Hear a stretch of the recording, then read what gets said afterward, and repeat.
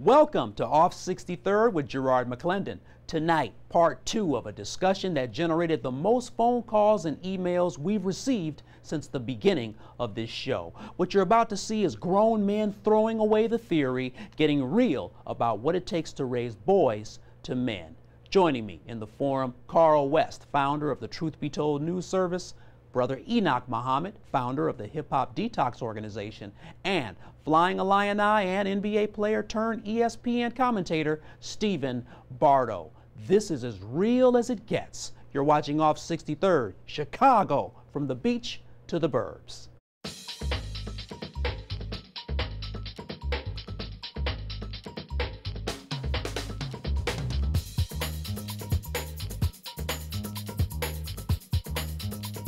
Let's engage right now, gentlemen.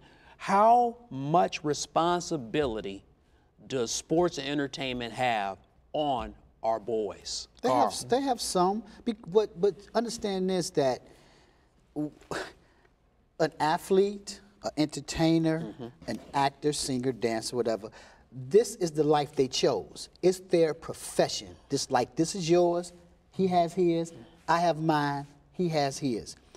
We chose to be in this particular profession. Certain things come with it in order for us to have a lifestyle that we have to abide by, right? So I'm not going to knock this boy's lifestyle and tell him what he or she should do. I'm not going to tell Denzel Washington.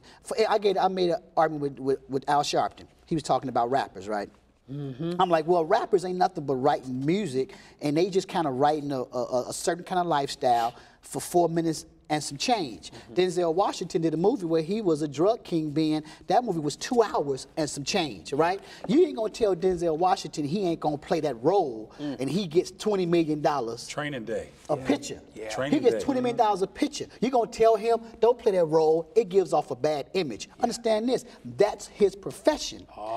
He chose that profession. And so, therefore, you can't judge him for his profession that he chose. So what Denzel does, he goes around and deals with Boys and Girls Club and gives back and donates millions of dollars every year and go out and gives his name and face and likelihood to causes that help improve the lives of young men. You have to have that balance because, once again, it's his profession. I don't like Lil Wayne personally and the things that he does, but I can't knock him. It's his profession. Why can't you knock him, though? I mean, seriously, because check this out. If Carl West can't knock things that aren't negative, then where does Carl West stand? I don't mean I will knock him. The guy got a song called Gonorrhea, brother. Come on now. But I still have to respect his profession. Why you respect his profession? I respect the prostitute's profession. If she chose it, she chose that profession. That's her life. I can't tell. Oh, come on, Carl. I can't tell you how to live your life. You respect a drug dealer too, selling poison in the hood. I don't like it. But I can't tell him not what. If I can't give, you don't have to respect it, Carl. If I can't give, I have to respect everybody's hustle. That's just me. I respect everybody's hustle. Would I tell him not to do it? Oh, come on, Carl. Come on, Enoch. Help me out, man. Come on, Stephen Bardo. Help me out. Because unless you're going to give somebody, unless you're going to walk to a dude on the street and give him an alternative to what he's doing, you ain't got no right to tell him what he's doing. Give me the Robert Townsend high five. Come on. What he just said, I was waiting for him to say that part because you can respect the person. I may not agree with what you're doing, and I may not agree with it to the point where I'm going to ask you, do you understand what you are doing? When I travel around, when I travel around with Freeway Rick Ross, who is the real Rick Ross, not the rapper dude, but the real Rick Ross, he regrets ever selling cocaine. But you know, after I found out his story, 13 years old, still didn't even know how to read, he was 28. So when I found out his story, and I found out how he got introduced to cocaine, a teacher introduced it to him. Which was a trip. But as I learned his situation, I think about my situation. If you don't have the right influences in your life, the right support in your life to tell you or to suggest to you even the right things. My grandfather died in his 90s, and he wrote in his memoirs, he did not know what it really meant to be a man. Okay. And if you in your 90s and you still really don't know that, then what chance does my father have or my uncles have, or what chance do I have unless I meet a real man? A real man will tell anybody that's serving on the block, hey, look here, man, I got children that live here. ain't about to be selling right here, and I got to come out the house. Yeah. Your hustle is messing with me and mine. Therefore, there's a problem now between you, and I've had to do that before. Stephen Bardo, breaking this cycle, man, because so often we as black men, we make excuses for all of the brothers out there doing dumb stuff, doing nefarious activity. We want to make excuses for them. Oh, that's just your hustle. Oh, I respect your career. Squash that. Talk to me, Stephen Bardo. Well, I have to respect the viewpoints of my colleagues here because, you know, I understand the struggle. You know, I had 2 kids before I did all this. You know, don't let the smooth taste fool you. I had to grind, and you know, I didn't do anything illegal. I didn't have to because I had an education and I used it properly. Right. But the bottom line is this: our young men now, this world is. It's so small now because of the internet. Yeah. Their counterparts around the world are influenced by them, but it's purely entertainment. It's not lifestyle. Yeah. That's the difference. Our kids, it's lifestyle. Like if they think like, okay, well, if I can do what Lil Wayne does, then I got to live the way Lil Wayne lives. Yeah. That's the disconnect with our kids. Where other races and cultures, I believe, take it, they look at a movie like Scarface. Man, Tony Montana was my man because I love the movie. Yeah. I wasn't gonna go sell drugs. Right. Thank you. There we go. I wasn't gonna go sell drugs, but our kids miss that. There's a disconnect between entertainment, choosing a profession, but then doing a lifestyle that's detrimental to your colleagues, your family, your friends, and whatnot. I want to tie this back to, you mentioned Martin Luther King, and there's a theory that the worst thing that happened to us was segregation, desegregation, because we had to depend on ourselves. And so once we got through desegregation, we lost the ability to look at ourselves and I'm coming to you for what you have to offer. I'm coming to you for what you have to offer.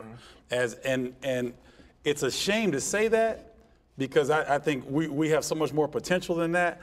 But I think if you look at statistics, that really hurt us, and we have not recovered, and we don't look towards each other, you know, this and is we don't educate each other like that. Because a lot of people say that integration was like a huge detriment to African Americans because you saw a lot of our businesses just crumble. Exactly. Because the theory of economics became watered down. It was a bait and switch. Yeah. Because Dr. King, he wasn't just talking about social integration, he was talking about economic integration. Yes. But because we got the social without the economic, then that means that everything that you used to pay money for, you stopped. And so your energy went from this restaurant that Carl may have owned, or this cleaners that Stephen owned, it went from there to, okay, now I have the right to go other places. Freedom. But you forgot about the fact that this is what sustained the community and kept the village real, because the village concept to me is a theory that's not practical today, because the village has been bombed. And we have a trauma center right now. You're right. And that's why it's difficult to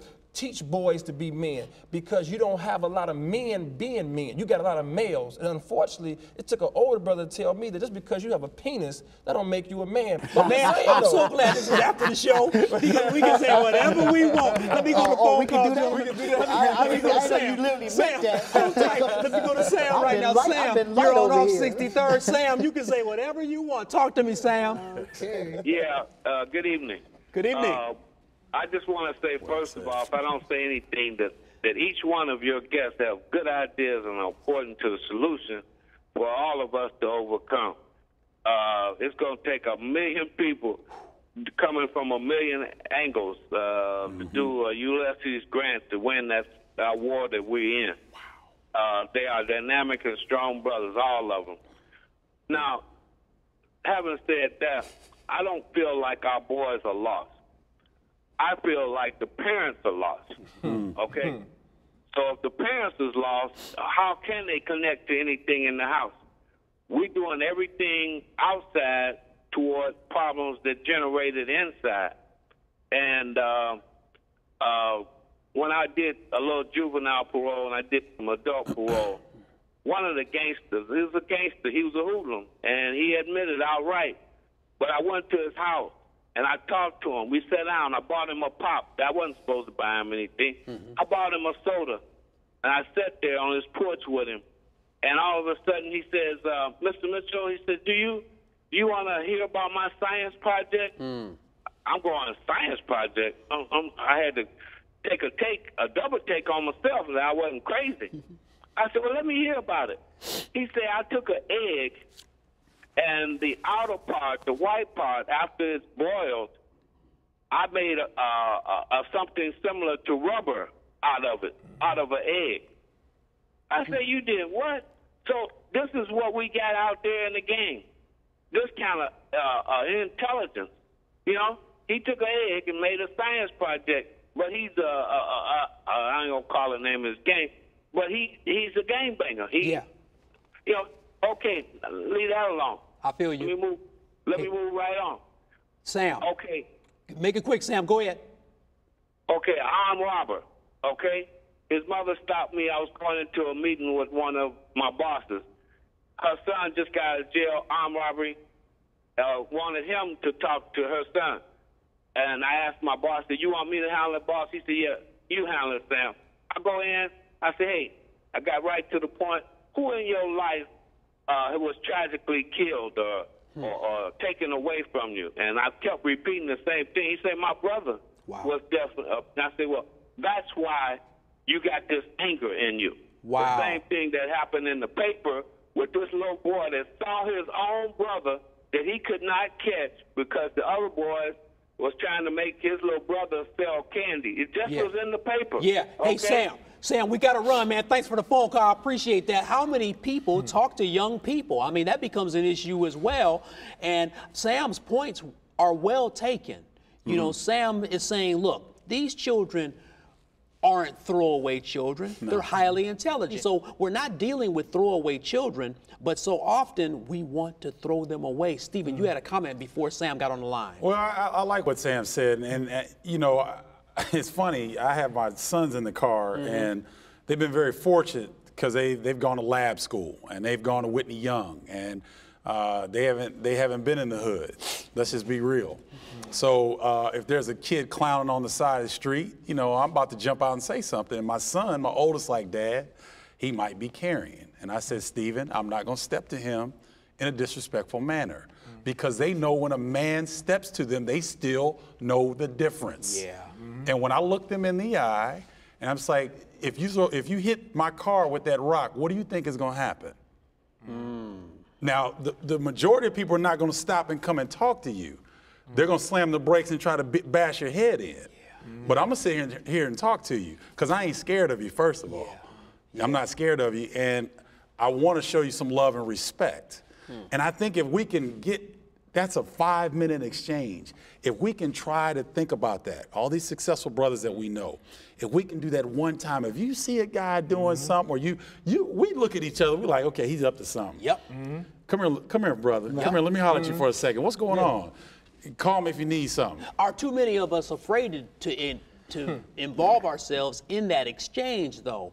Stephen Bardo, you have this thing down. I don't know if I have this thing down. Brothers out there, man, that are like, no, I'm not getting out of the ride right now. Sound like he cares. I don't know Like if the people are afraid. They just don't care. He cares, and the opposite is not caring.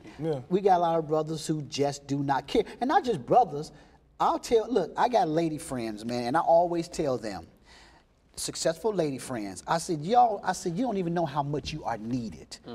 How many little nappy-head girls are you engaging with? How many? And they like, I'm like, if you just grab, these little girls have never seen a professional girl who works for Oprah Winfrey, who works in the credit department at Sears. The little brothers haven't either. Right. Exactly. They need to know what a real sister looks like. Absolutely. And so for you to, if you go and just show this little nap, because they probably figuring out how that sister get that little Mercedes she got. I wonder what she doing. And then once you holler at them and say, well, I'm I'm account manager. And they're like, well, what is that? Right. And if you take time to explain to them what it is, you may trigger them to say, wow, I think, okay, that may sound like a pretty interesting job for me. What I got to do to get into that? Because they don't have a clue to how to even begin. So that's the problem that I have, that we don't take the time to really grab them, as you said, and as Stephen said, that he does, and I'm sure Enoch does. We do this. We get this. But because we care. That's right. People who do not care.